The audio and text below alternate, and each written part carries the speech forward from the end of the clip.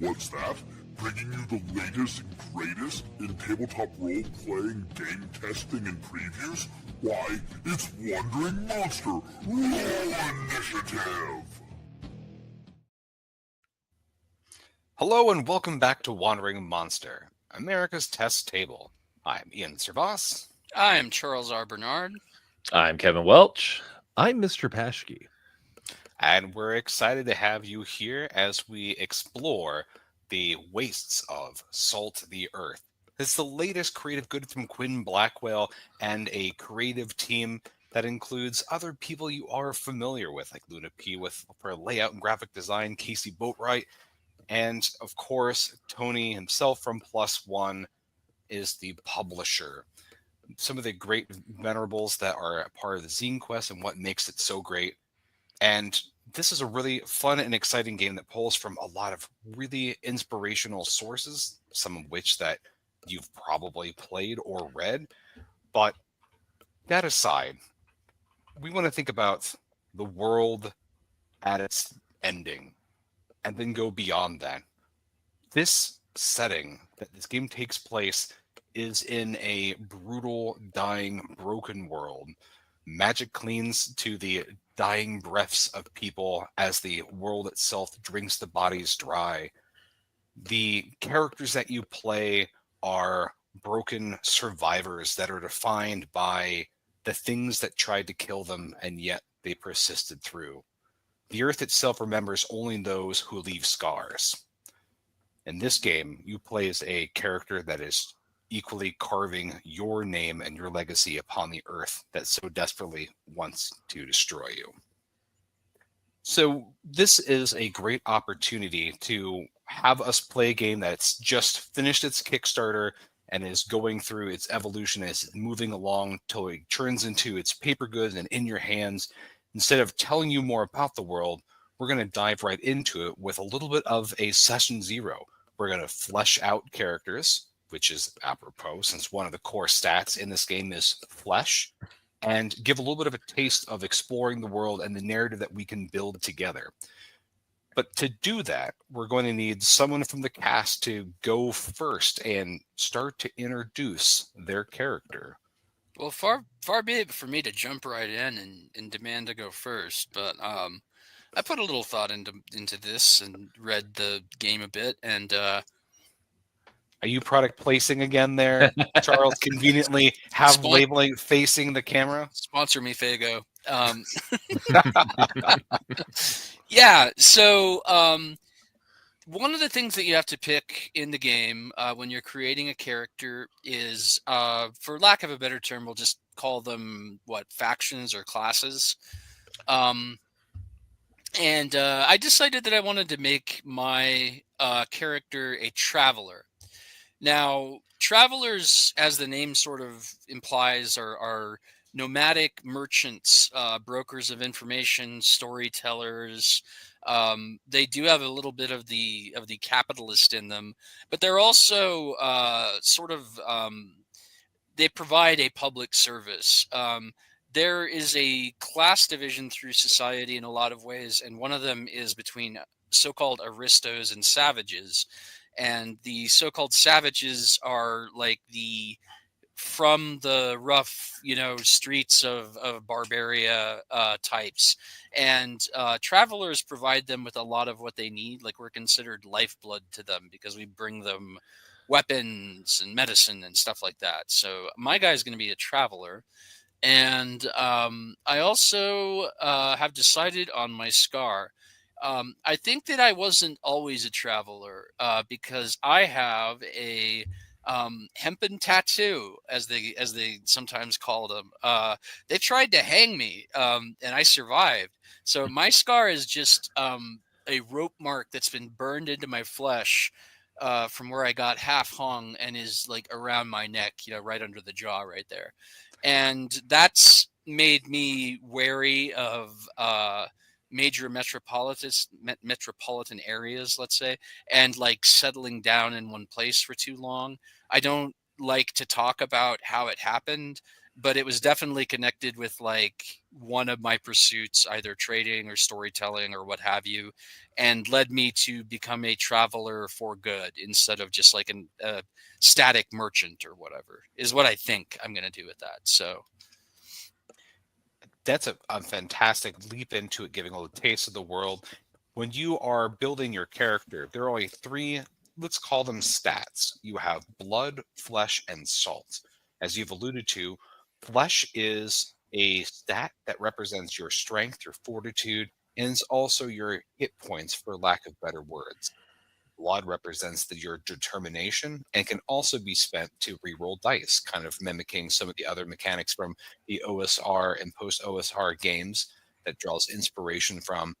And then salt is one of the stats that you actually don't start with a value in, and it's something you have to earn, either collected from the dying breath of your foes or by consuming salt crystals, which always runs the risk of turning you into a crystalline creature.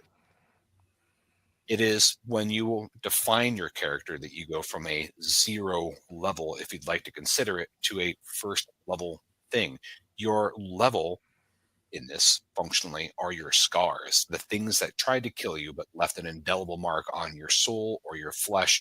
And it's during this character creation that you give yourself the scar, like this traveling character, that you become an actual character. You get your first point of flesh and blood, and you become a character itself. I have breathed life into the clay of my character sheet. And also, before we go into another character, as you mentioned, there are 4 groups. These are more narrative-driven character classifications in a way, rather than a class. Things to help you. Again, I feel like I'm going to overuse the word flesh, but it somehow feels right. Flesh out a character. You have the savages, or the unyielding pulse, the fighters, the aggressors of this world, the survivors.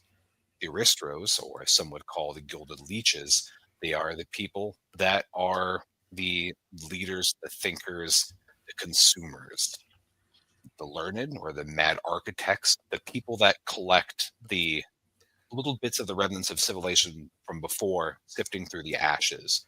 In a way, it makes me think of something like Numenera or other. Brotherhood of Steel Scribes. Exactly. They're the ones that find the secrets of the past. And like you have mentioned, the travelers, or the flowing lifeblood, the people that are storytellers, merchants, wanderers, vagabonds that connect civilization. So that's a little bit of a nutshell. Using that to think about how that can inspire the characters we're creating here, Kevin or Mr. Paschke, how does that make you think about where you want to take your character? Well, I'm going to jump in before Mr. Paschke can, because your beard is longer. It is longer. Thank you. Thank you for noticing. Nice. Not to mimic my friend Mr. Charles Bernard, though, but I'm going to be a traveler as well. But unlike him, I've me being a traveler has been generational. Like my folks were travelers, their folks were travelers. It's been a long line of travelers. Just traveling back and forth, selling goods and wares and everything, scavenging anything we possibly can, which is kind of how I got my scar. We were part of a caravan, just making it down the way, and I was the youngest of the brood, and my job was to tend to the bodies that were lashed to the back of the wagon, make sure that they're not picked at by scavenger birds and all the like, make sure the wraps were tied so they don't fall off. Hit a bump, and I actually fell off and was drugged behind the caravan for, it seemed like an eternity. When they finally, went to check on me to make sure I was okay, they saw me dragged back there, and I basically the whole right side from my hip down to my leg is just a huge road rash scar that every so often piece of gravel will work its way out. So you'll see me every so often picking gravel out, and it's been years. I was a child when this happened. I'm probably, in my early adulthood now, and it's still, even now, a piece of gravel or some sort of debris kind of worked its way out. One time it was a tooth. It was my tooth, actually. I don't know how it got in my leg, but it was there. So we're not going to be wearing short shorts anytime soon, or do you just own it? I mean, it's there. Might as well work it, and That's it makes right. it easier. It makes it easier to pull the gravel out too. Okay, And I'm so just, yeah. So short shorts. yeah. Speedo, cut off jeans. What Cut are off jeans, of course. Oh, okay. I'm not a monster. Yeah. Yeah. See, on women, those are called, or on she-hers, those are called Daisy Dukes. When I was on a trip in Arkansas once, I'd forgotten to bring any shorts. It was summer, and my at the time partner had no air conditioning, and I cut a pair of jeans off as short as I could and called them my Bruce Banners. And I thought Nice. that was pretty clever. Yeah. All right, so that leaves me. I was going to let one of you guys remove one of my two that I narrowed it down to, but since you didn't, I want to pick the one that sounds the most fun to me. I'm gonna go with the learned. So backstory. Learned is a interesting term for my character who has been trying to fix things and make them work. To describe his scar, he really wanted to figure out how that metal box made the glowy box display things. And he tried to put them together efficiently like he saw once. And it didn't quite work. So when the glass from what we would know as a TV exploded into his face, he now knows that you can't just put the spinny metal discs from the VCR directly onto the screen of the TV. It did not bypass anything like he thought it would have. He was trying to do a real life drag and drop, Yeah. I don't know. The logic seems sound to me, but To me too. Picture like is in here, picture goes on there, this goes on that. Yeah. Yeah. But we That's know. We learn. That's exactly what our parents warned us about. You get too close to the TV, it's going to ruin your eyes. Well, in this case, Yeah. It did in fact ruin that eye. See, I've had the opposite experience where first my eyes were ruined and now I have to sit really close to the TV.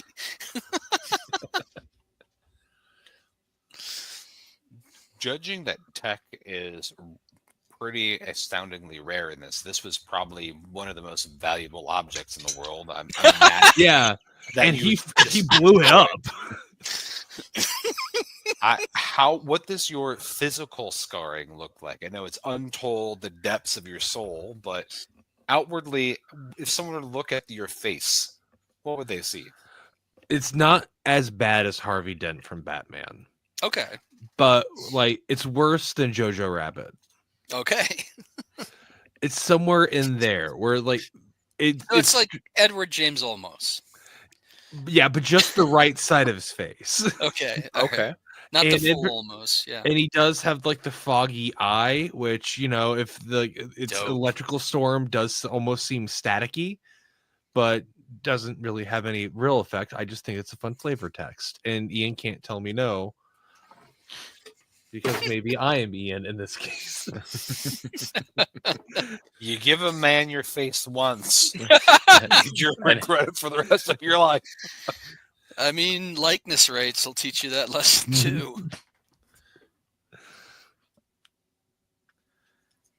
Now, thinking about your characters, and it could be something too that maybe you don't want to give your name because having the name is something that's power.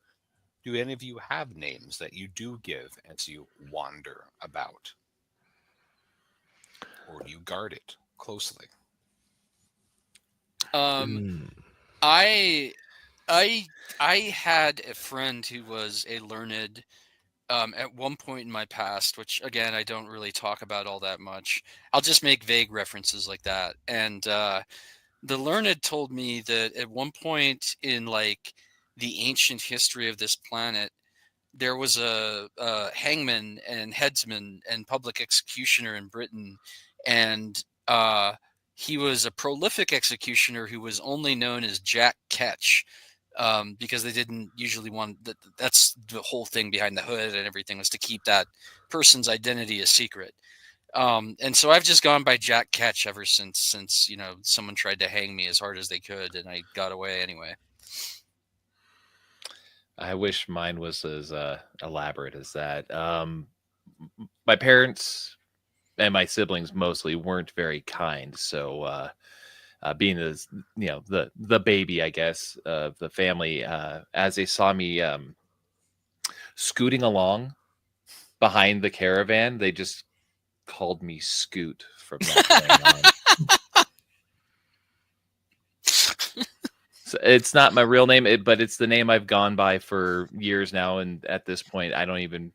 To be I wouldn't clear, even recognize my own name. the scoot we're talking about is the one you took like at the end of a rope over miles and miles of gravel and teeth and who knows what else. The Oh, very same. I legitimately, my brain latched onto you as a baby. You said the word baby and then scoot. I thought it was because you were scooting on your butt. Yeah, no, he was. Like, and he, that he is was, where I went. I was just like, he was this is scooting called on the end of a Scoot his entire string. life. Could still be accurate, just not where he got the name. Nah. By the well, way, having a kid's job be to fan vultures off of the corpse cart is such great flavor for this game. I love that. Absolutely. That's a child's chore. Go back there and get the buzzards off the dead ones. go scare the buzzards off the corpses, Scoot. What's the worst that could happen? It won't be as bad as last time. Yeah, I'll just be picking gravel out of both sides of my ass, I guess. Well, they'll match that way, you know? Well, I am all about symmetry. Yeah. You know, I can't think of a good name. I'm blanking on this, guys. I don't show up with a name. Hang on a second. I've got I heard two things. I heard a Maybe Charles and not. a Ian. Ian. What? You go, because I'm just trying to Sure. remember the most And- ridiculous name possible. Well, from many years of this show, I'm terrible with names, and I throw myself upon the mercy of name generators most of the time. But you may not want to give a name, for example. In this game, instead of having a fixed value of dice that you roll or a d20 that you add a modifier to, instead you think about the world and the target and the action you're wanting to do. And there are 8 questions that you go through. And for every time that you say yes to one of these questions, you can add a die to a die pool. The very first question in the series is, do you know the name, nature, or weakness of a target? You may not want to give something or anyone your name because that gives them a little more of power over you. And this world, you're defined more by your actions and your scars than a name, but that is still a weakness, and weaknesses will lead to, your very swift demise. So perhaps you chose no longer to give a name, or you scrubbed your name to protect yourself out of paranoia. Yeah, I like that. I'm gonna call you just half almost then. Somebody gave him the old half almost. Yeah, Two-Face and half almost teaming up for a caper. Dent. Just call him Dent. Oh yeah, that would work. Yeah, you can call me Den if you want to. That's fine. Will you respond to it? He'll respond to it. It's just not a true name. Yeah. Capital T, capital N. Lowercase d Dent. Yeah.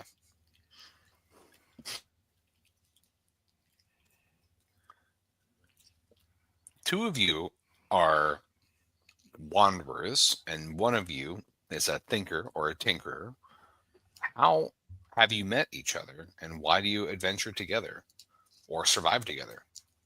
I think for profit. I mean, Mm-hmm. I think that we bring the half almost along as like as exactly a tinkerer, and we can sell stuff and so forth, but we also can like it's not in the text, but I have headcanoned that travelers are probably pretty well spoken, maybe not as much as aristos, but like we therefore can do a sales pitch on behalf of the half almost, and it benefits all of us. Right. And I just figured that our caravan merged with Mr. Bernard's crew and decided that there's strength in numbers and profit in the same. So, And yeah, safety maybe more than strength, so that we don't get eaten by something quite Yes. as easily. Don't have to be faster than the horrible something, just faster than your slowest friend. Faster than Dent. Got it. Yep.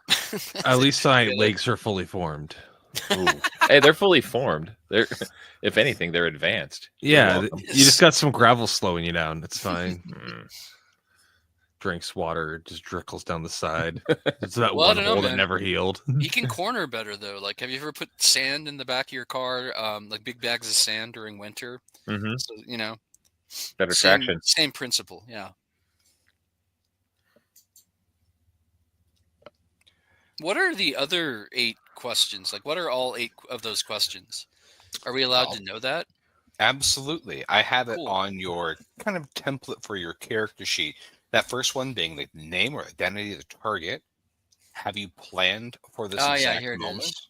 Yeah. Are you acting with intent fueled by personal stakes like a vendetta, a need, a debt? Does your environment or position give you an advantage? Is the target aware of your presence or of actions? Have you sacrificed something significant to make this action or this attempt possible? Do they hold something that you value or fear? Or do you hold something that they value or fear? Are you acting in alignment with a greater purpose or cause? There's a little bit definitions of each of these of how that may relate to your character. And so the game emphasizes on less rolling, but when you do roll, being it more impactful and meaningful.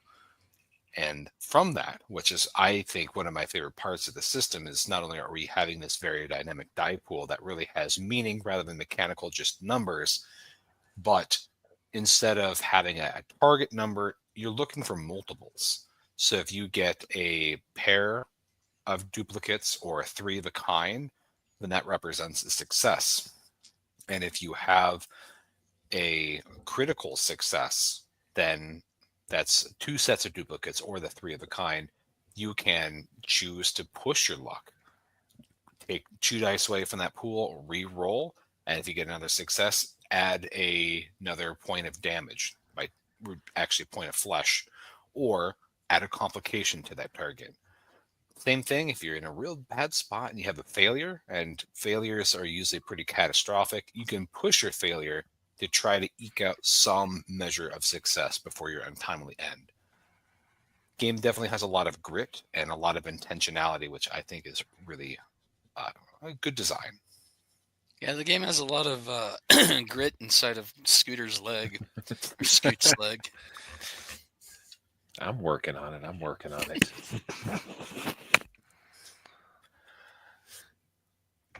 So that's a little bit of why you are traveling together. I also, just as a quick thing, I realized I should have updated my little catch right here on top of my screen. I have GM. The game refers to the game master in kind of going back to the term DM, but it doesn't stand for the quintessential dungeon master. Instead, the game, well, the DM really represents the earth itself, its voice, its fangs, its Cool. thirst, and its hunger. You are the damned mistress. Oh.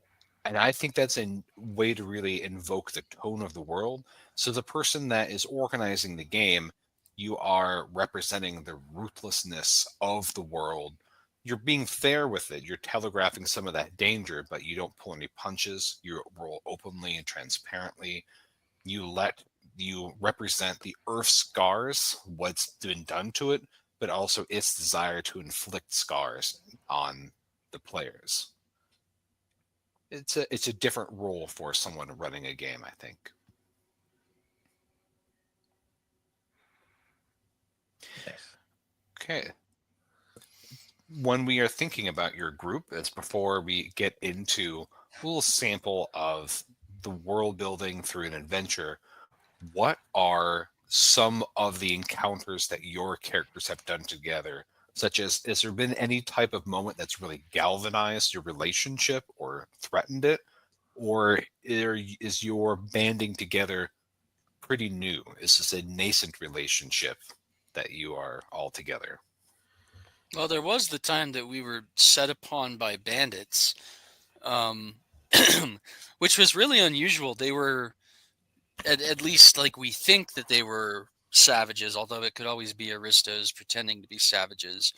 And the so-called savages usually like are happy to see us. We have bullets for sale and stuff. But yeah, we were set upon, and we had each other's backs, and we came out of it on top, and we inhaled some dying breaths and ate some. Oh yeah, I forgot. In case Ian forgot to mention, this game is very cannibalism forward, which I super appreciate in a game. Like, there's almost nothing. Well, a clown will bring me to the table faster, but cannibalism is like second on my list. So yeah, like we ate some dudes together, and it was a real bonding experience. I'll talk a little bit more about that. Corpses themselves, or the still cooling bodies of your enemies, are a very valuable commodity. When you engage in a ritualistic consumption of the fallen, you get to choose one important resource to harvest. You can get a point of flesh, or you can get a point of blood. Everyone can choose one of those from the same corpse, but you can't take both. So you can either add a little bit of flesh to your bones, you can get another hit point, in essence, a little bit more resilience. Or you can galvanize your determination and get a point of blood that helps you to re-roll your dice to also keep you alive. Also, kind of like a cake with a cherry on top, there's just one cherry. Each corpse you can extract the dying breath of that entity, and absorbing that lets you get 1 point of pure salt, the residual magic that's in this setting. That itself allows you to shape reality, beginning on a small scale and increasing. But as about an hour goes past after the corpse has died, the earth takes its fill of it and begins to desiccate it and turning it into salt shards. If you consume one of those, it also can get you a point of salt, but you run the risk of turning into a crystallized creature, and you have to roll on this death chart. Whenever you are knocked unconscious, or if you fall in combat, you roll on this death chart. Scales up in difficulty of survival, and you either survive and you're scarred from the survival, or you die. Each time you roll on that table and you gain a scar in that way, those amount of scars are basically your level. And you get so many of those, you become an NPC and a creature of legend. Cool. I would like to become a creature of legend. You are in my heart. Aw, thank you. A cryptid, that's what I really want to be. I want to be spotted in the wild often enough that tales of my roaming start to circulate. If only we were just a little out of focus. Yeah. Yeah. I photograph that way naturally. You're halfway there, buddy. And lastly, when we think about how we want to explore this world together, you will have two of you are in the capacity of traveling, being messengers, merchants, explorers, one of you a thinker. What type of narrative do we want to weave for tonight's exposition? And then I'll step into that role of the DM and begin to speak on behalf of the Earth. I was thinking about that, and if you guys don't have anything, I was thinking it would make sense for two, like, essentially traveling merchant slash storytellers and one tech guy to go off in search of something that is both very valuable and from like olden times. So an artifact of some kind that we are looking to both profit from and gain knowledge from. I Like- feel good about it. As long as it doesn't explode, I'm in. Yeah. I mean, I think that's up to you to make sure it doesn't explode. Yeah, that's why we have you. I That's have your a one spotty job. track record. That's true. You do. You had one job. We only know that you were once caretaker of the most expensive artifact on Earth. We don't know that you like blew it up. That part you leave off the resume. Hmm. As you have traveled through these blasted, dying lands, you've heard of rumors of a strange obelisk that appears at times. It's unpredictable of when it appears, but some people say it is almost obsidian-like in its surface, yet others say that the surface itself crawls with strange glyphs. The air itself around it is charged, filling your mouth with the taste of blood or rust or salt, something very metallic. No one's sure exactly what it does, but it's claimed that people who touch it perhaps vanish. You're not sure if Cool. it's inside, outside, or beyond. Cool. Well,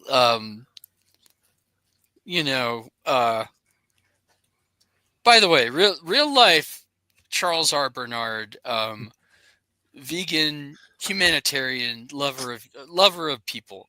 But in game, Jack Ketch is thinking like, well, what we need to do first is buy a monkey, because like you always want to test it on a monkey first, and like, so we'll have that little fella just like touch the obelisk or whatever it is, and so I'm wondering if we're near a market where we probably don't have any money yet, do we? So we would have to ask someone to spot us a monkey with a sketchy chance of a returned monkey. Do we know someone very stupid who owns a monkey? Are there still monkeys? Oh, good question. That's where I was wondering. When we think about the inspirations for this game world, Yeah, there's It's like probably not those- a lot of wildlife left at all, other than like horrible beasts that will flay you. Well, in world closest thing to monkey, is there a small child that trusts us? So, the way I thought about it Here comes was, Scoop. They could as- even report back, like it was scary, but I could breathe. the way I thought about it was Charles's character would be like the face of the traveler. He's the one that's doing all the talking and the negotiating, whereas Scoots, who's not so business savvy, but he keeps basically the storeroom all up to date and everything. He has been promoted to care over a small group of the youngins that are keeping the vultures off of the bodies and stuff, basically keeping that up. And when there's one in particular who's been a real shit lately. So what Scoots is going to propose is, hey, little Jeff, we're going to put this rope around you and you're going to walk over to that obelisk and you're going to touch it. Once How's that we sound? get to there, once we get to the destination, or is this happening right now? I'm sorry, I phased out there for a second.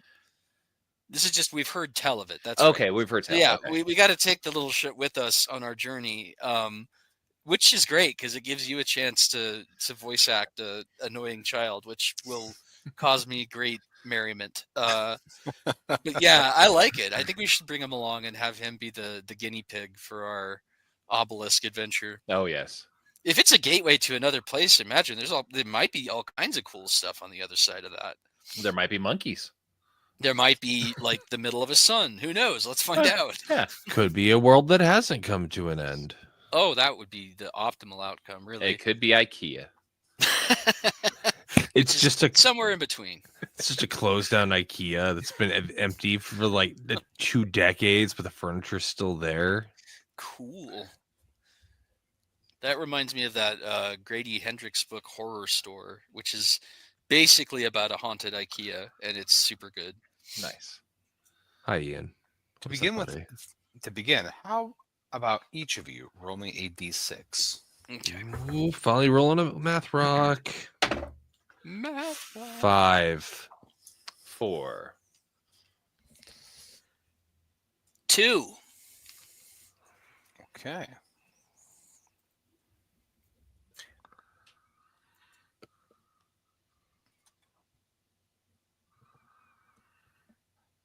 As you are traveling, you're on these kind of just blasted steps in a way. You've been traveling for a long time, and they begin to descend down into what looks like to be a crater. Inside the basin of this large crater itself, the walls blackened, not sure what caused it, but there's a sharp contrast between the darkened walls of this crater and this almost snow-like white sand. It collects in drifts and it blows within this cavity. The wind itself seems to circle around the sides of the basin, causing little, almost like dust devils of sand that go in spirals, kind of dance around. And every time that they begin to blow, it kicks up all this detritus, and it also reflects the harsh light, causing these splashes of bright, blinding light. From that, it's kind of hard to see what is hiding behind or in between these ever shifting dunes. But in the middle of this very white sand is that towering black obelisk. From here, it seems to be floating off the surface of the sand. And no matter how much your eyes are blinded by the pockets of white, garish light, that monolith is always in your vision when you open your eyes.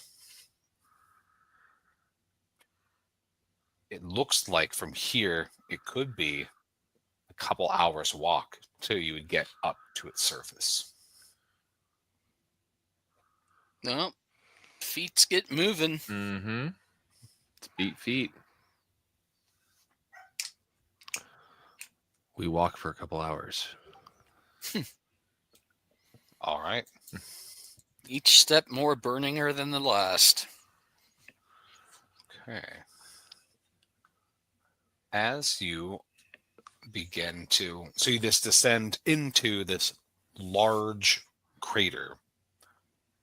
You notice that at some point it looked like there was a road, and perhaps it's been traveled not too long ago, as you can tell that there are what looks to be like wheel ruts that have been carved into the baked earth. Sometimes you see it as the sand begins to go over the surface of it, and other times you lose it altogether. You can tell the tracks run almost parallel or around where the obelisk is. But the deeper you go inside of this crater, the more it is difficult for you to see, like snow blindness, but instead it is sand blindness. Are any of you taking any type of preparations to protect yourself or navigate through this with your limited vision? Yeah. As a traveler, you know, we go through all types of terrain. Most of it hideous and desolate. So I've learned that the best way to keep the sun out of my eyes is with basically like juggalo paint. You know, I apply a layer of fine white dust and then some, you know, black to keep the sun out of my eyes, and it's all good.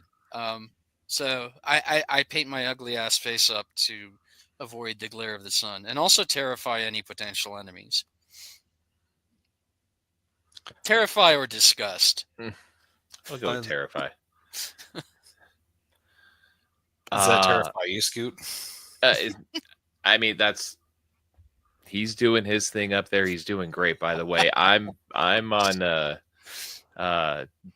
babysitting slash vulture repulsion duty. So, um, what I will end up doing is actually to shade my the sun from my eyes itself. Some of these vultures don't get away, and we've actually taken the bits and pieces off of it, and I've actually fashioned both wings into what would be like a visor to shield the sun from my eyes. It's just two vulture wings. Basically, yeah, it's just two vulture wings kind of crossed over to shade the sun out of my eyes. And I've actually shown the kids how to do that too. So if they can catch the vultures, then that's great. But little Jeffy, that little shit, he doesn't want to do any of this stuff. He's just he's sitting there just picking at the gravel in my legs. I'm like, knock it off, that's mine. That I need personal space. So but yeah, we've learned to basically we're making just visors out of the wings to keep the sun out of our eyes. And We're just back here making wing visors, hey, I mean, eventually they'll catch on, and everyone's gonna have their own wing visor. And I mean, where are we gonna be there? Bam, IKEA. Yeah. Is that why the guy from Flock of Seagulls' hair looked like that, by the way? Like he actually had a flock of seagulls to pluck wings from to make his hair? I can neither confirm or deny these allegations, but yes. I have a little parasol. Is it also made of vulture wings? I mean, it's not made of vulture wings. How much? Like, what percent of our gear is vulture, like made out of vulture parts? We cannibalize people. I mean, That's it makes true. sense. I mean, legitimately, that does. seems like that would be a really creative use of your Yeah. resources. The world desiccates anything that dies, anyways. One of the few Using, yeah. species that's flourishing in these trying times is the vultures too. They're just The mighty vulture. yeah, they're a naturally renewable resource at this point. But yeah, being a learned person, I would imagine I have a leather parasol. Where the leather came from? Let's not discuss that. We know we're It has here. a tattoo, the Um, parasol. It's a thing that it's hot out. There's sun. We've been traveling for a while. Look, he made himself a little umbrella made out of leather, and just like I'm not gonna get burned. I'm learned. I know how to make thing go whoosh. Series of arms that you push a thing up and it pushes them out. It took a while to get it right, but Now I'm imagining like little bird legs as the joists. oh and that. yeah. Like we killed like the last flamingos in the area, and I just took their legs, and that's the stirrups. Imagining that the world was depleted of shrimp a long time ago. I mean, it really seems like this is the sort of umbrella the penguin ought to have had, right? Yeah. Yeah. I see nothing wrong with any of this. See, Each now of we're not you even have- questioning the leather. No. How I far imagine I've fallen. it's always just blasting sunny in this area, just Yeah. terribly so. And each of you have taken preparation to shield yourself to a degree from the glare or from the immediate cruelty of the sun's rays. So it's now that you notice that as you shield your eyes, that you can see in the distance in between some of these little sand dust devils, there is a series of thick footprints in the sand, and shifting between the dunes coming your way looks to be like a figure in tattered clothing. Must have been fine at one point, but has been reduced to absolute shreds, and any discernible features across it has been sandblasted off. You can tell that this figure is trying to avoid well, your attention. You're getting the feeling that maybe it's an ambush by how much they are dodging between dunes, but they seem to be trying to reach you at an uncomfortable rate. It's not like we have an inventory. I mean, I Otherwise, declared I had a parasol. that's true. I don't feel like it would be fair for me to just declare I had a spyglass or something, though. So, do we want to flank them? Like send one of us around an unexpected way or whatever? Yeah, Not I a bad mean, idea. yeah. Okay. So like, let's say the one that we spotted was running from left to right or whatever the equivalent is. I'm gonna loop right while these two carry on forward to try and sneak up on the position of where the guy was.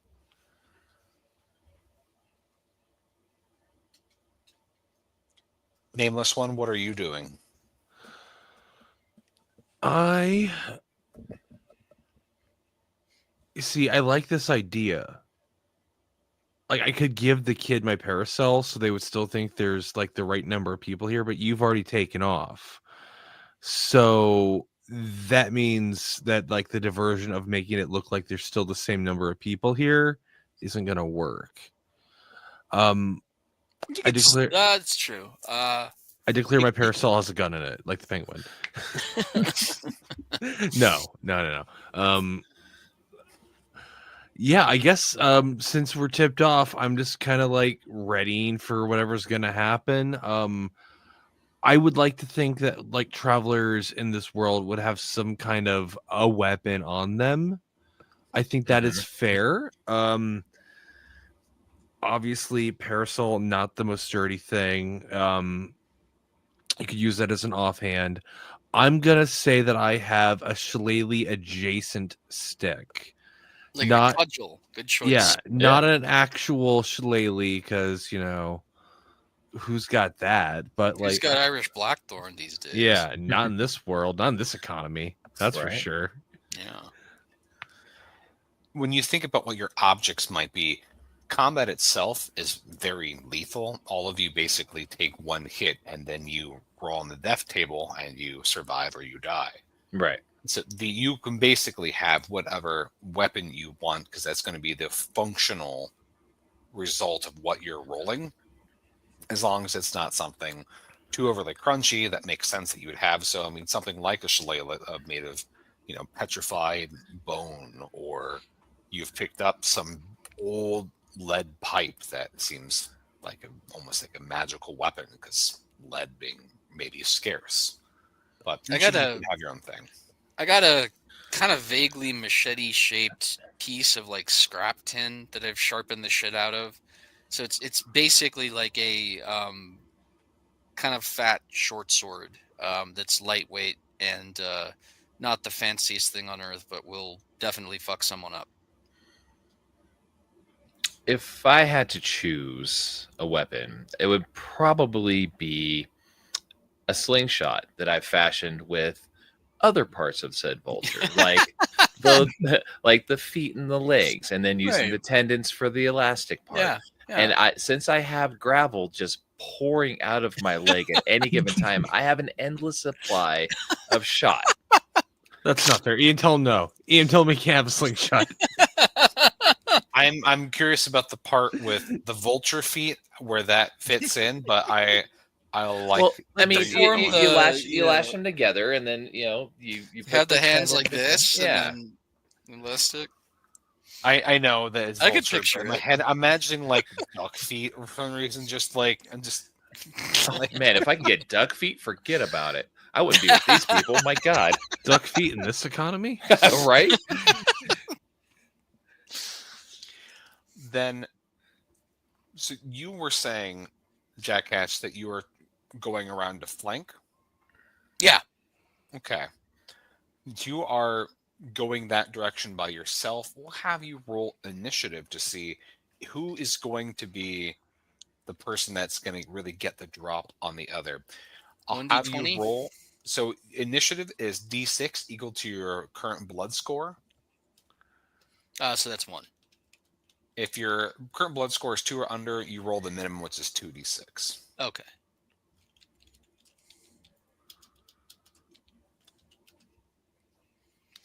Do do do. No pair. Just a 3 and a 1. Okay. Is a good question, because also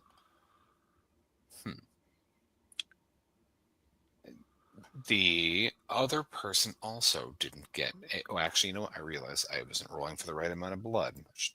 What am I doing? The Earth has like what 100 blood pool, 100 d6. Just And 60s 666. Did not also get. So you bound around a corner of a dune, and you see this figure.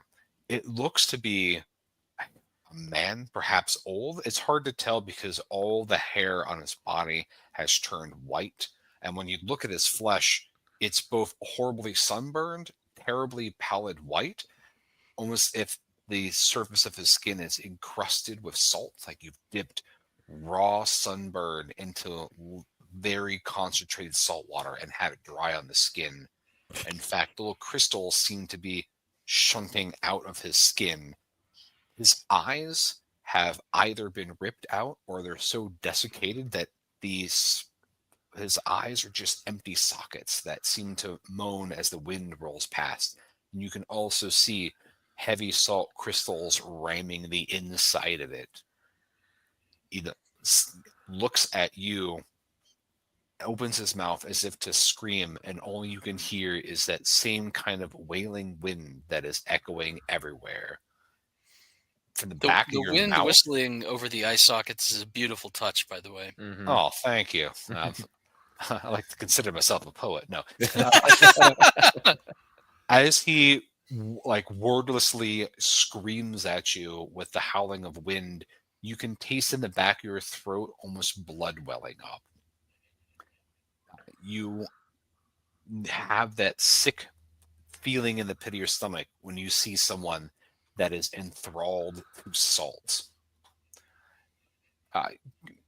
We'll start with how about this? Since we both rolled a tie for initiative, we'll just roll 1d6 and we'll have highest win break this tie for sake of fast mechanism. Cool.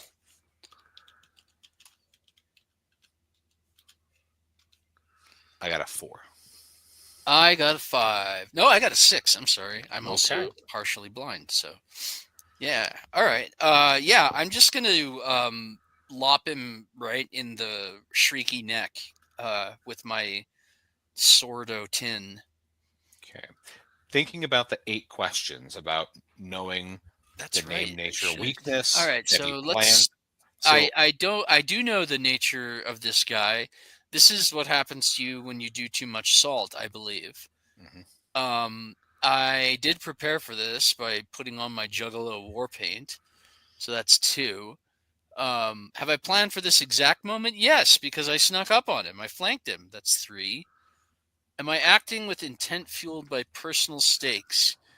Yeah, 4, because it's my ass on the line.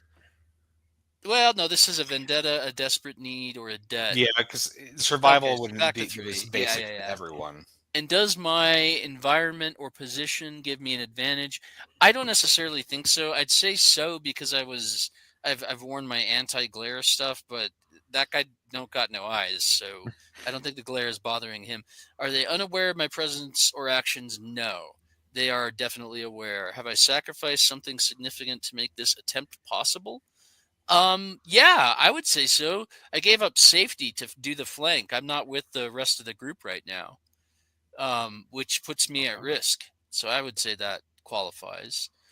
Do I hold something they fear, value, or need? Probably not. And am I acting in alignment with a greater purpose or cause? Yeah, we're trying to get at that obelisk. I think, right? Correct. Oh, the moral code, a higher power, a communal goal. Yeah. So that's 5. Okay. Certainly. 5d6.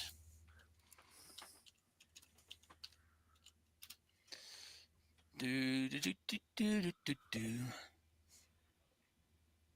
I have one pair of sixes. Okay. No, I'm sorry. I have three sixes. Is that a bonus for three of a kind? That it is. So if you have multiple pairs, if you have two sets of duplicates or a three of a kind, you do three flesh of damage, or you can achieve a critical Sweet. success, such as inflicting like a condition or adding a narrative element to the scene. Also, before resolving your action, you can elect to push your roll or not by subtracting 2 from your 5 dice, rolling those 3 dice, and seeing if you get another success. If so, you inflict another point of damage. No, I'm pretty comfortable with, what did you say it was, like 3 points of flesh 3 damage? points of flesh. Yeah, I'm going to stick with that. Okay. So tell me how your attack went. I swung, chopped, and off came its head.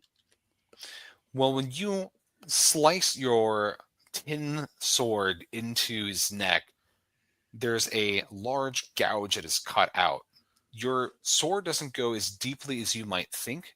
You could hear, instead of like a nice wet thunk, like chopping meat, instead it's the same dry sawing sound, like a salted ham. And you cut into the side of the neck, and that sound of wind intensifies. The neck lolls a bit, and where you would cut that fresh flesh, you see that it begin to crust over with salt. That feeling of blood in the back of your throat begins to well up more, and it's not just a feeling, but you feel like you are choking inside. He's going to roll a magic assault check. Let's see how many dice he's going to roll. Okay.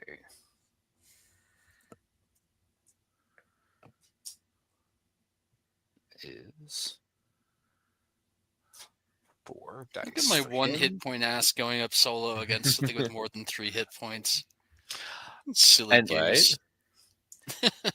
As as you encounter that, you feel something rupture in the back of your throat, and blood begins to cascade internally, filling your lungs.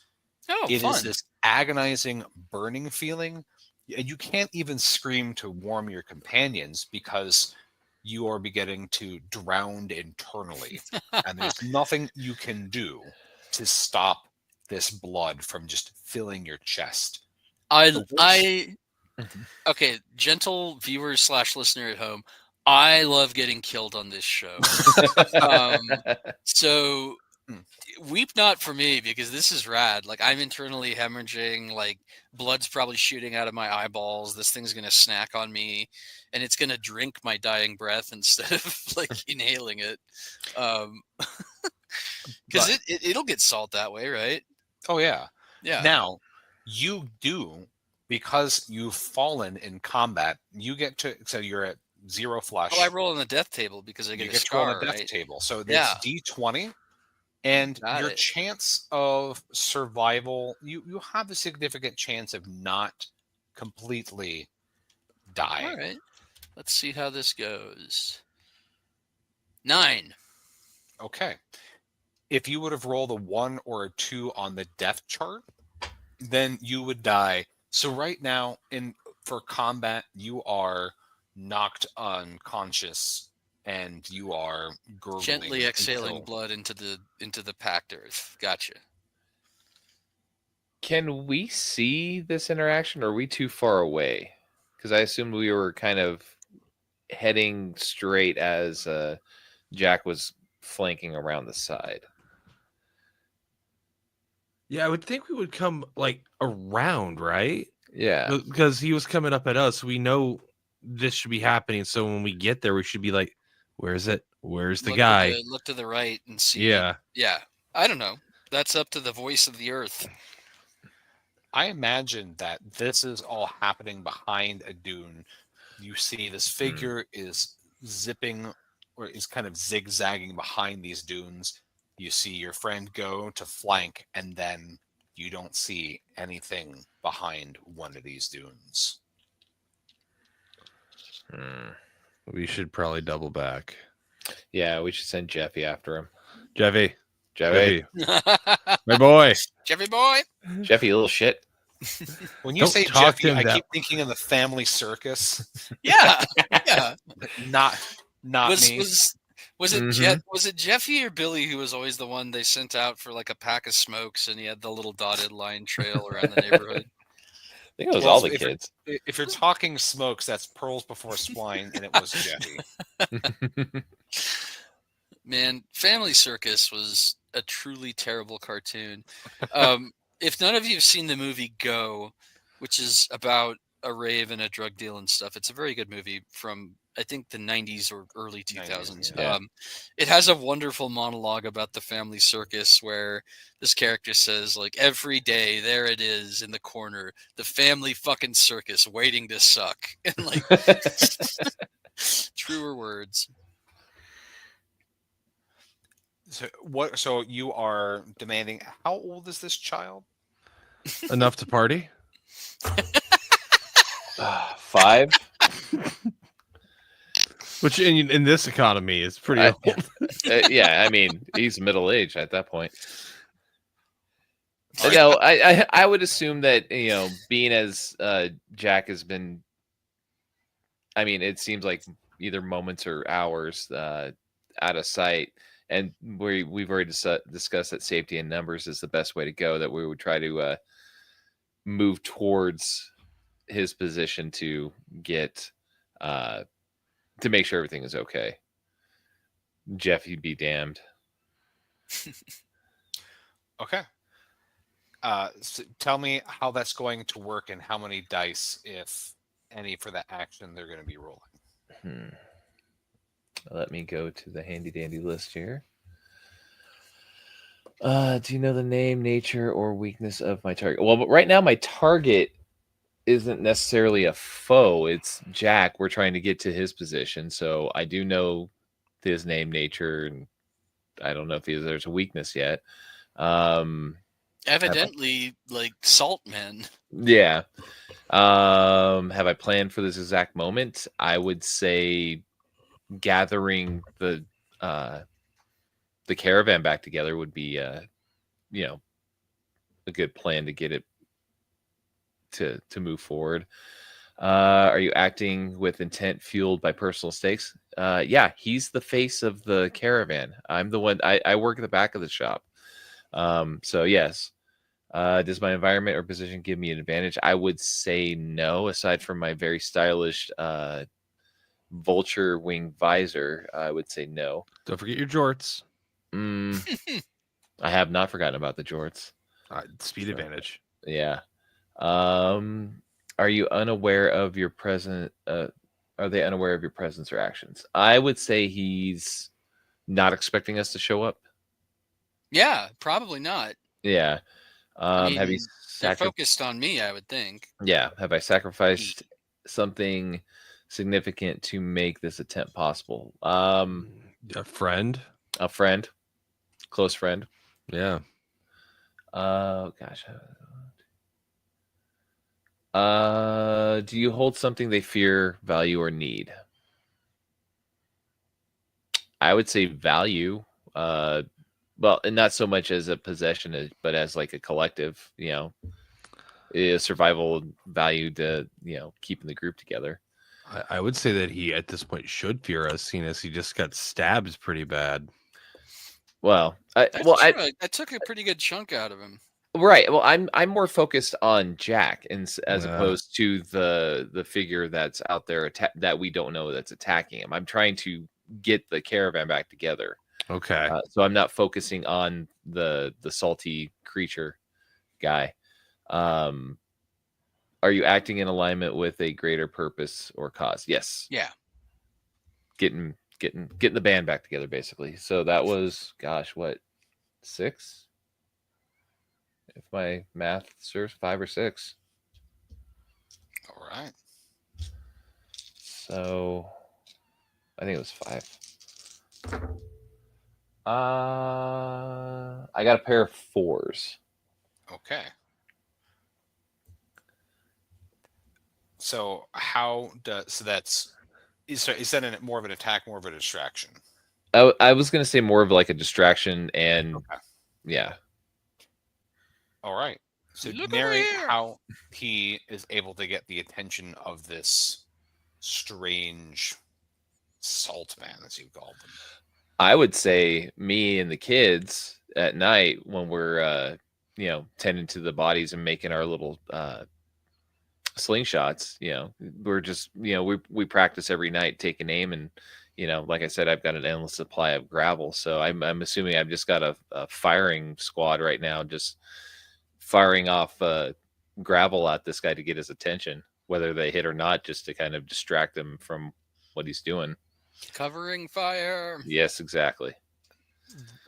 The thing, you have this instinct where you want to call it a man, but you know that this thing has stopped being a man. It turns in your direction, its head lolling, and that sound of howling wind gets even louder. Its jaw just distends, and the wind around you begins to pick up this sand. It first starts as a small breeze, and it's beginning to pick up in intensity as it stares and screams in your direction. But it completely leaves Jack Hatch's body where it is and begins to advance towards you, those empty sockets fixed on yours somehow. Okay, that's terrifying. I was thinking you might dress up like the Morton's girl to distract it. Yeah. All of these flavors, and you chose to be salty. Mhm. Nameless one, what are you doing in this? Well, if dressing up like the Morton's girl is an option, I mean, yeah. So Does have an umbrella. Mhm. I have an umbrella. We have a little kid. Wait, no, that's the copper tone girl. Wrong mascot. My bad. Yeah. So I don't know what good putting on a fake Southern accent and pretending to be a salt girl would do. I'm gonna try and bludgeon the salt man. I'm gonna kind of offhand with my parasol, so if it tries to swing at me, I can deflect it with the parasol, and I am going to whack it in the head with my not shillelagh. My That's could be cudgel. iron. My When we, walking stick with heavy on one end. when we Gotta think answer about, the 8 questions. well, I think too as we go through, we'll do it faster because I think you'll be able to kind of check them off. Yeah. But we'll know that the thing has been distracted, that Mm-hmm. you've prepared for the salt, so you have 2 right there. Yep. I mean, maybe at this point we can start saying that you may have personal stakes, depending on if you know that your friend is on. You see, how Yeah. with the I'm blood, laying on like the ground with like a lot of blood around me. Yeah. So If this thing kills him, and now like I have to jump in because I'm like pot committed now. Like there's 2 people that have, the one is on the ground, one is fighting him. If I don't jump in, I'm fucked because then I'm out here by myself. Mhm. that's like at least 4. I think 4 dice right there. Yeah. And you're learned, so you know about this kind of creature. So I'd say Yeah. you can count that as 5. We've been around for a while. All right, so that's 5. What was You're looking for duplicates. pair, yeah, pairs and let me just get or that. trios. Yeah. All right. So Yahtzee rules are not completely in effect, but okay. I was going to mention Yahtzee earlier. I mean, that Like, actually should be into a fun. It could be something fun to suggest to the author if you have a large pool and you have, I don't know, so many. Right. Yeah. But I could see that not wanting to tip out the mechanics. That it probably still Yeah. has the same flat success, crit success. Okay. I have 2 2s. Nice. Okay. Then that gives you 1 success. So you can do 1 point of flesh. You can also choose to push your success by subtracting 2 dice and rolling 3 dice and trying to get a success for an extra point of damage. Do you want to keep it as it is, or do you want to push your luck? So I would subtract 2 dice and then just roll 3 more and see if I get another pair. Yes. Another 6. Push your luck. You a Of gambling course. man? You It's could. it's not normally, but it's early.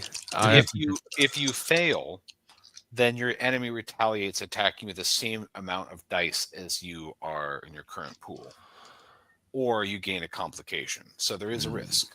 there is a risk. Go for it, man. That Uh, thing's weak as shit. I Mhm. like burn Okay. it on the You're ground. trying to get Pashki killed.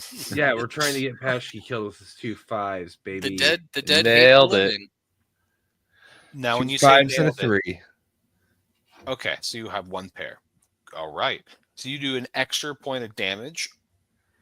So do you? Okay. All right. Then That's what, 2 points of damage? that's 2 points of damage. As you take your shillelagh, it's distracted. It seems to be doing something in this area. You feel like the concentration, the wind, and there's a depressurized feeling. That same type of anxiety when a storm is about to roll through. You feel it rumbling in your ears, and there's just that feeling of doom. You crack this thing on the back of his head. It also makes the same kind of dull thumping sound again as you just drop the big salted ham on the floor, but there's also that subtle crunch of bone under it. The thing crumples and all of the sand just begins to drift, like fall like heavy snow, and it becomes quiet. All you can hear is the gurgle of Jack as he seems to be trying to cough out large gobbets of blood. Gobbets would be accurate. So my new scar, I've decided, is kind of cool. It's a physical alteration, which I choose to view as an acceptable scar thing. I coughed up and vomited and God knows what enough blood during that I'm permanently like as pale as paper. I used to be Ooh. like kind of relatively like my own sort of like white, but not pale white tone. And now I look like I've crawled directly out of the grave. So I'm still an acceptable face for the team, but I'm slightly off-putting looking. So your clown makeup from before, is Yep, it now just permanent.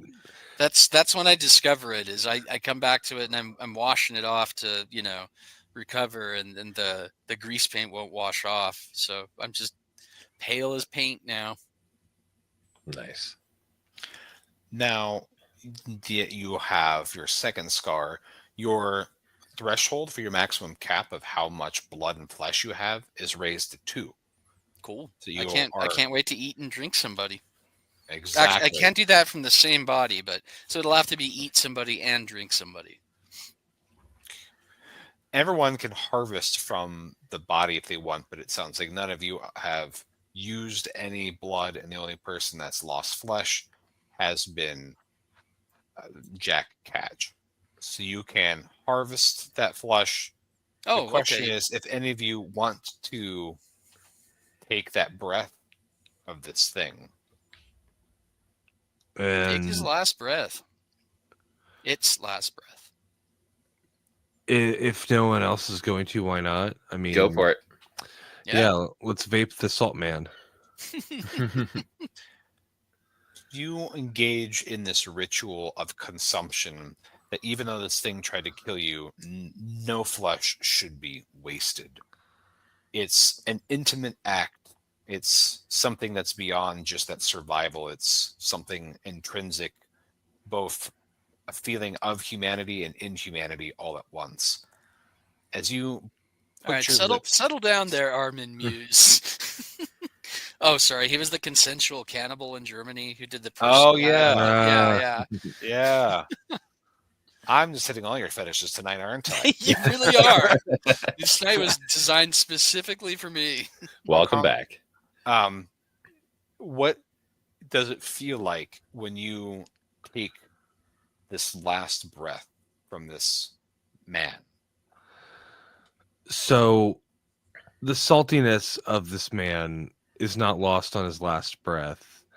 Like it's like if you could if you've ever made corned beef and forget to soak it first, where like the saltiness of that, like, and the meatiness kind of coming through at once, um, does it just the physical taste, or is there like a way that it affects you psychically as well It's in game? it's both. You're drinking in magic, but you're Okay. also somehow consuming something's consciousness, their animus. So this is the quickening.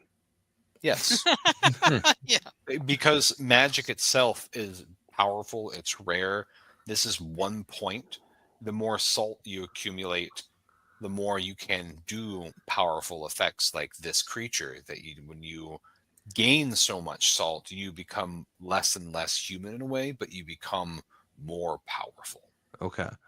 Yeah, so I my messed up eye goes extra staticky. And yeah, you basically like flashes of the salt man's life kind of play in my mind. Like, do I gain any foreknowledge of what he was doing out here, or is it just kind of a weird mix of like his experience into mind blurring, confusion, little bit of vomit, not a lot. Mhm. I, as you feel that, some of it comes like flashes of memory, some of it just feels visceral. You see a caravan, and there is another flash moment where there is some type of scream, the cart is overturned, then you feel desperation and sorrow. You feel your teeth scraping on bone. You see bodies, faces of people that you love, and a gnawing hunger. And again, another moment you feel more desperation and teeth scraping. Oh, sweet In Alfred Packard, his family. in the distance, you Donner Party. see the obelisk, and your memory kind of disappears after that. Cool. Maybe nah. I don't think that the obelisk will turn us all into salt people, but I suppose there's only one way to find out. Send Jeffy. That's right. Yeah. Oh, we should have given it to Jeffy. Uh, I screwed up, gang. That's all right. Should have made the kid huff the salt man. That's what we need is Jeffy to be all powerful. Yes. Yes. All Yeah. powerful, all knowing Jeffy. We do That- tend to produce or attract very powerful NPCs in our sessions. Jeffy. At this point, has the body, after he's already done the salt ritual, is it started to decompose and become one with the earth and all that? Each act of consumption takes about an hour. So this is a process that's over an hour. And as it goes along, you see more and more of his body begin to crystallize.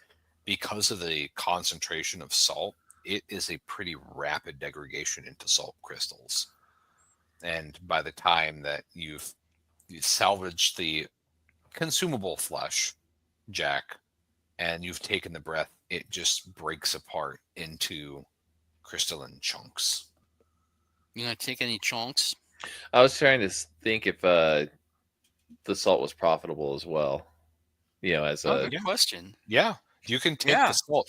Remember, the difference between the breath and the salt crystal is eating these salt crystals can just also turn you into a salt husk. get some of them salt fiends, get their Yeah. fix. Yeah, you That's- just that- die it- and you become Lot's wife. This is why you're the brains and I'm the face. The I'll pale, send- pale face. I'll send Jeffy and the kids to harvest the salt, and then I guess we can move on. Now, how familiar? So these are like kids that are like 5. Yeah, I'm. If I had to guess how many kids there are, there's Like like we don't have to 3 be people. specific. It's a Yeah, pack of I- urchins. It's a pack. Yeah, basically. Yeah. I get that. I'm just curious. I would love to see if roll me 2d6, Scoot. Okay. That is a 3 and a 5, so that's 8. Okay. I am using to help with solo play or for GM inspiration. There are some Oracle tables, and I'm curious with how much you have been talking about Jeffy being this kid with lots of agency and also little agency at the same time.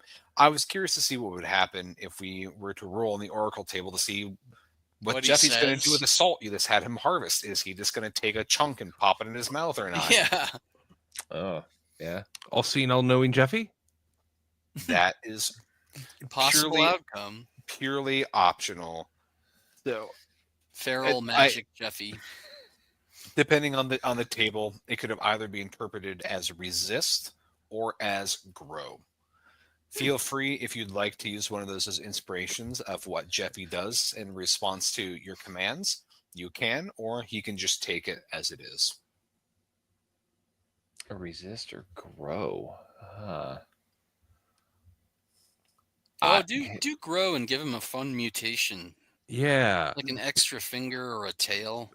Or grow could also be maturation of spirit. He understands the importance of the That- cannibalistic ritual. It could That be kid's going into the obelisk. We don't want Yeah. him maturing Yeah. or growing as a person. Then I we mean, don't if- have we'll I have mean- to use the Oracle table. There's specifically a result in here that's like betray. And I just wanted to see if the dice gods were like, it's betray. Yeah. Right? Yeah, All yeah. of the salts. I kind of want Jeffy to ascend to godhood now. I mean, little shit or Do whatever. Yeah. Yeah, Have him start learning magic or whatever. You know. I Well- think as he's harvesting the salt, he's seen what it's done, and he kind of gets a little lick, little bump, and he does grow. He grows in size and in stature, not by much, but you can also tell that he's also grown like mentally, like aware. Like as soon as he takes that lick, he just kind of like phases out, and it's just like going on some sort of gosh, what do they call it? Like a trip. Vision quest. basically, yeah, a trip. And then he comes out of it. He just seems bigger, and he just seems stalkier, and he just seems more aware of what he's got there. So he's kind of grown as a person, but also he's grown a little devious as well. So he's kind of hiding a little bit for himself. You know, the same thing happens to cops when they get Fent on their clothing. Oh, good to know. Now, one thing that That Jeffy joke was does just need for me. is the consumption of salts is inherently a dangerous act. So Jeffy needs to roll on the death table. Okay. My favorite table. It's been treating me pretty well so far. 1d20. Jeffy got a 17. Oh, yeah. Jeffy totally survives that and gets a scar. So I guess scar is some of that abnormal growth and also this little ab of devious behavior. Yes. Okay. I love Jeffy. Now that this salt creature is dead, the wind is pretty quiet. And it's kind of unnatural still comes over the place. The obelisk, you can tell, really is hovering, and it casts an odd shadow now that the light has calmed down. It's still emblemically bright here, but you're not getting the same intense splashes of light when those little dust devils were kicking up. From here, it's just probably a half-hour walk, and if you wanted to, you could walk in the cool shade of the obelisk. I was going to ask, can we tell how far off the ground it is? It's a bit difficult to tell. It's either it's bobbing up in place, or it's still there might be some type of shimmer or haze around it. At times, it looks like it's just the height of a man above the ground, sometimes inches, or sometimes it looks like you wouldn't be able to, I don't know, use a vulture catapult to hit it with a leg rock. Words I didn't expect to be saying today. And you're welcome.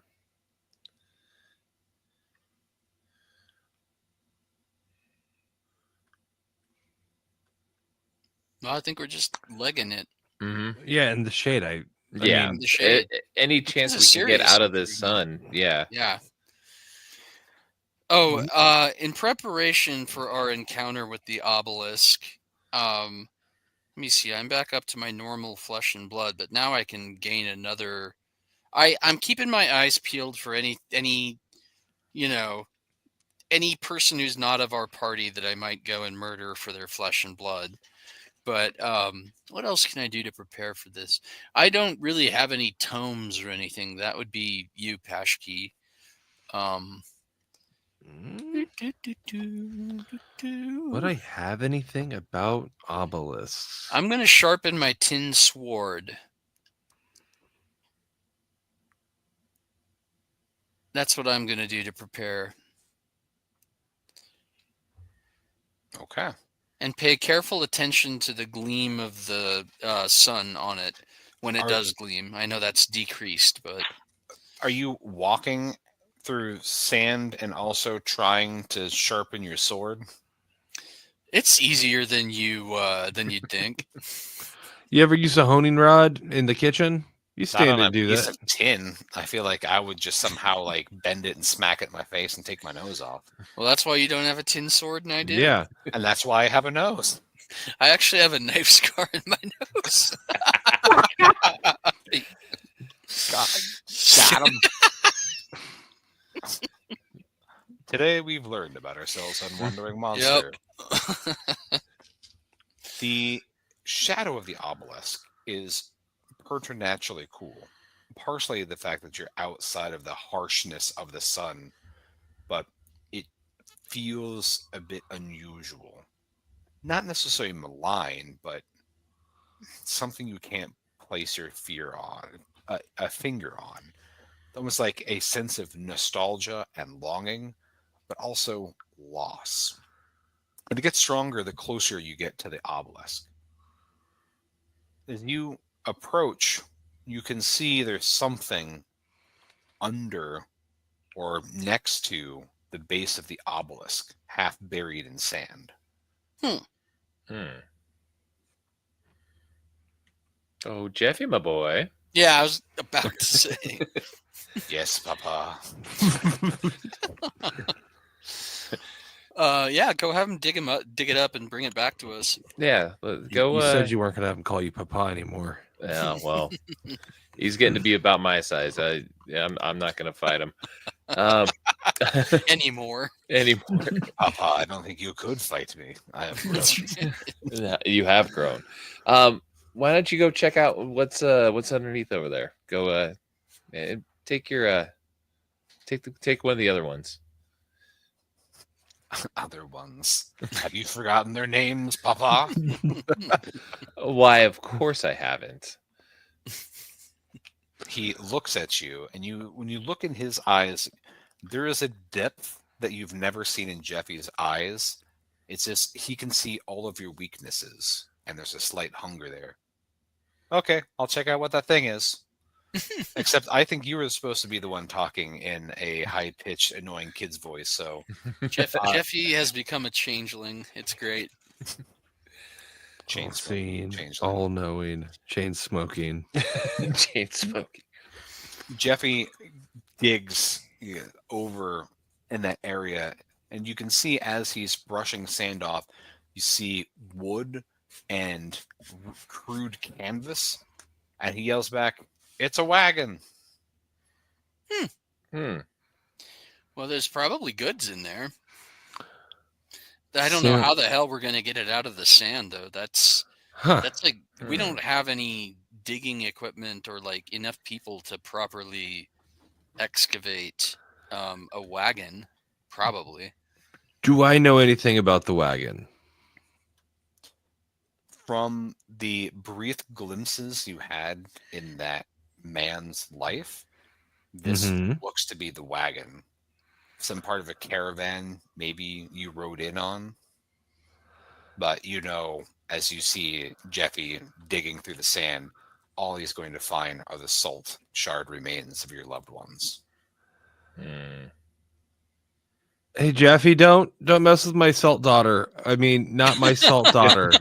He is fishing out salt chunks. Is he just going hog wild? Like. Nom, nom, nom, nom, nom, nom. Is he eating them?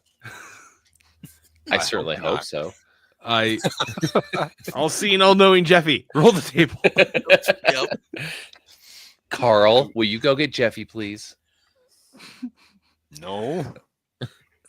I know. All right. Fair enough.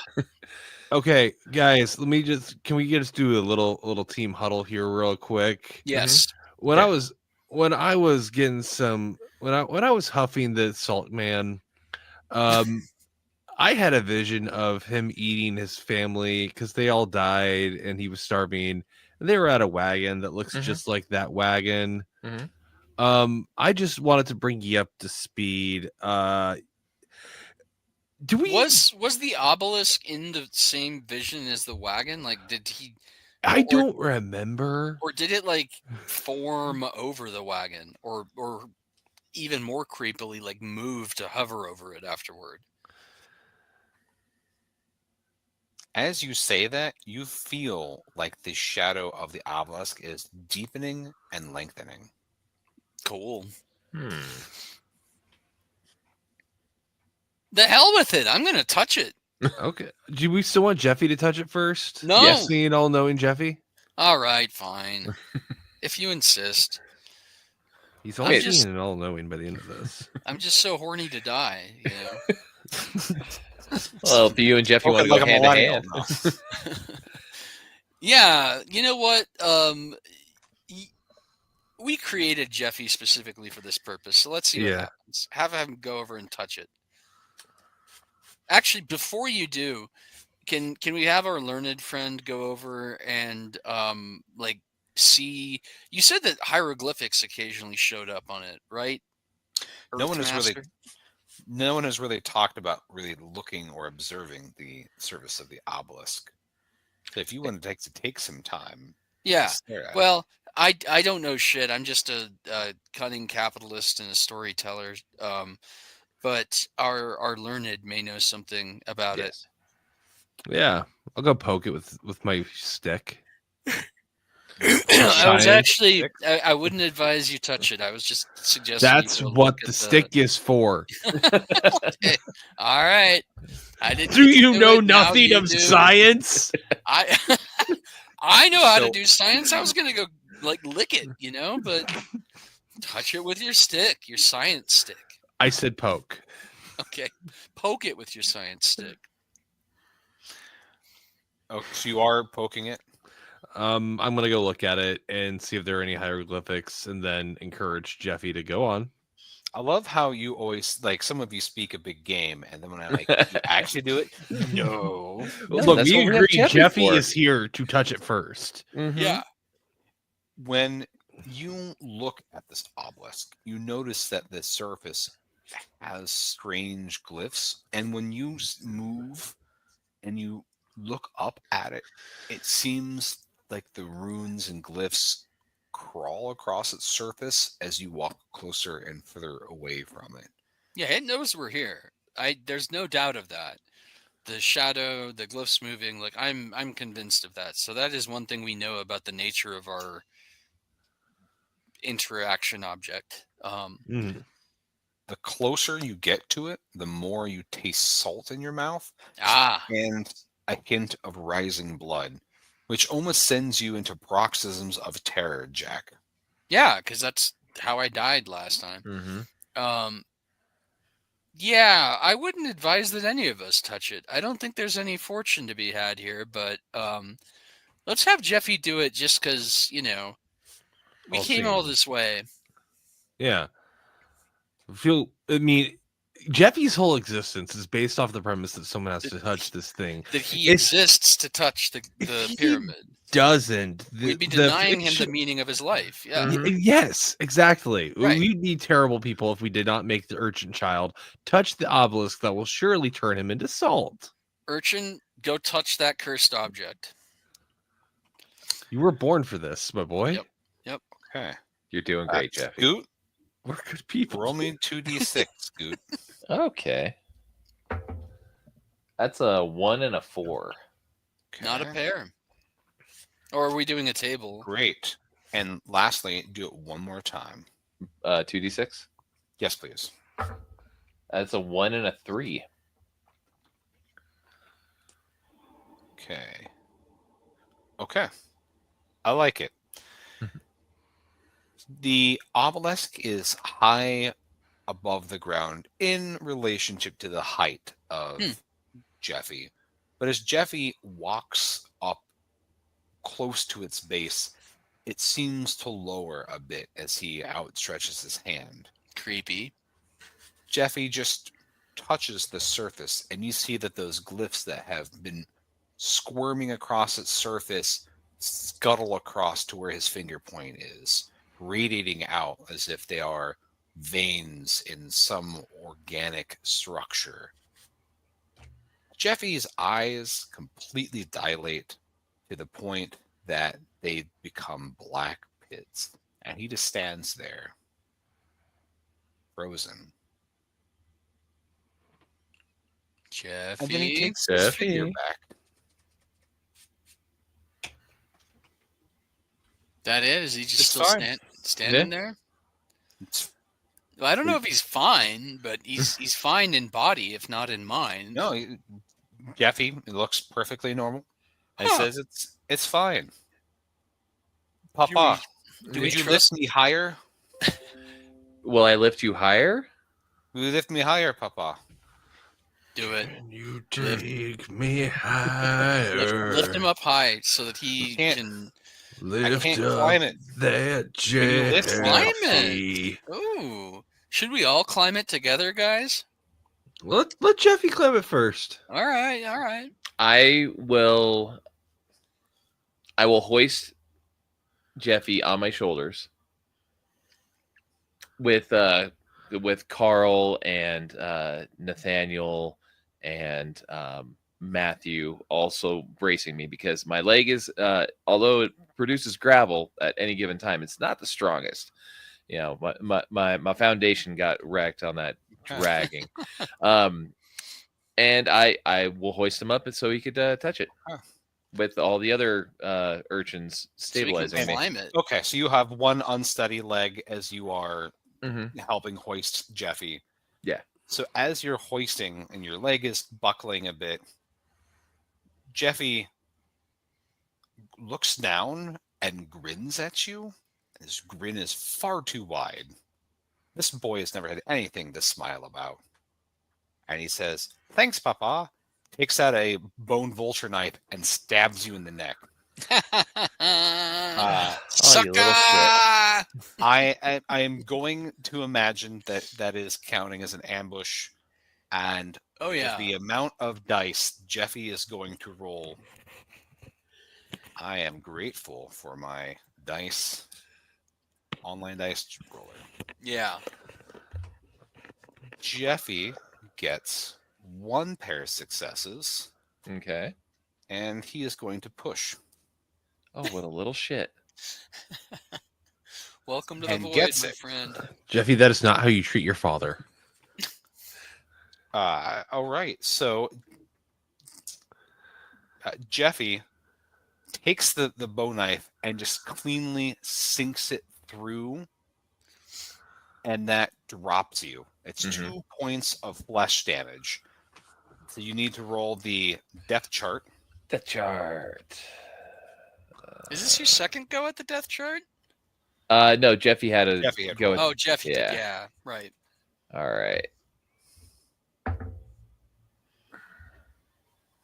What did you roll? I rolled a 2. Great.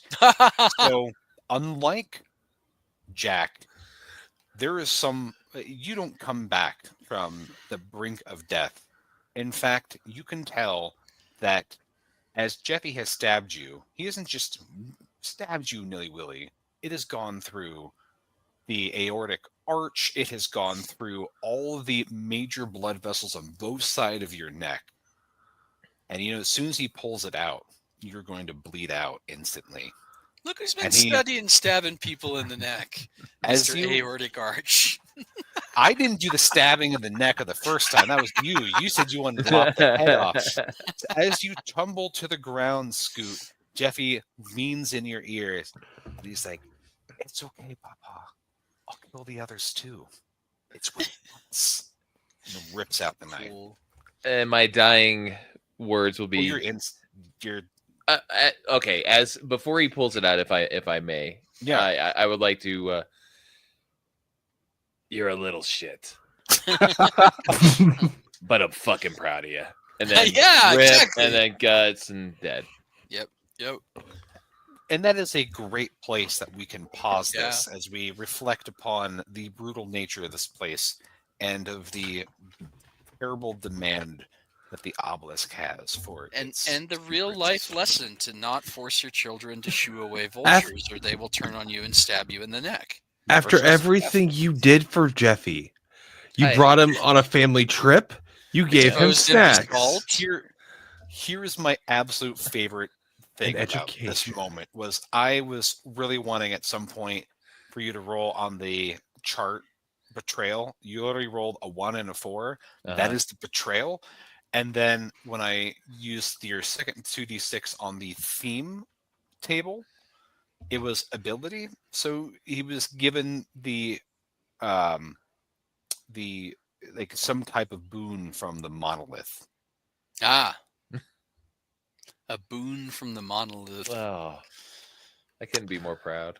That Yeah. sounds like Jeffy's like first demo that he's gonna release Yeah, with I was gonna like say it his sounds like the indie name band. of a Bog Wizard song. Like, Yeah. yeah, it's rad.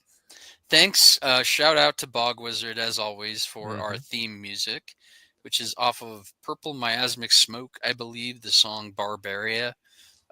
It's cool as shit. I really enjoyed this game tonight. I thought that the salt, blood, and flesh system is really interesting. And vital salts are something that people who are into like esoteric, the occult, and alchemy are familiar with. So that's like a cool inclusion as well. And I enjoyed the grim darkness of it. And so we'd like to thank Quinn Blackwell for Yeah. sharing Salty Earth. Make sure you check it out on BackerKit or wherever it is sold. And also Tony, who are sharing this through Plus One. And that'll also be available from the catalog. So make sure that you check that out from Plus One Games. And are there any literary announcements that should be shared, Charles? Let me run my brains over it. We have a bunch of new titles on audible.com, including John's science fiction opus, sort of his answer to 40K in some ways, which is Citadel. The book is called A Psalm Sung in Spores. We also have Judith Sonnet's The Home available on Audible now. A number of other titles. If you just search Madness Heart Press on Audible, it'll actually bring up everything we've got there. We have new releases coming up, including one from yours truly, although I'm not quite sure when yet. But my newest novel, Bound with Briars, will be coming out within the next couple of months. More details on our next episode, probably. But I'll be doing a cover reveal on that in the next couple of days. It's got a cover by Warclaw. I'm super excited about that. Great artist. And what else? We have things coming up, although I am blanking on them right now. We have other recent releases, including The Expectant Mother's Handbook, Horny and Kind of Angry About It, which is an excellent poetry chapbook. Yeah, check our stuff out, madnessheart.press. Any announcements from Flail to the Face? Scoot? Flail to the Face is going to be doing season 2 here very soon. We just threw out a little spoiler teaser video out on the socials. We're going to expand on the from just Merkborg and do some of the other hacks as well, while going with a certain setting that I hold near and dear to my heart, that I'm going to hold near and dear to my heart until I figure out what I'm doing. But coming soon, season 2, Flail of the Face. I'm excited for you. As am I. Then with that, we will draw this salt-encrusted adventure to a close. We'd like to thank you for joining us on this consensual journey that is Wandering Monster. I have been Ian Servas. I have been and continue to be Charles R. Bernard. I am the body formerly known as Kevin Welch. I have been Mr. Paschke, and his actual name was Tim the whole time. Tim? Yeah, Tim? it was Tim. Oh. I guess call him Jeffy long enough, he just ends you.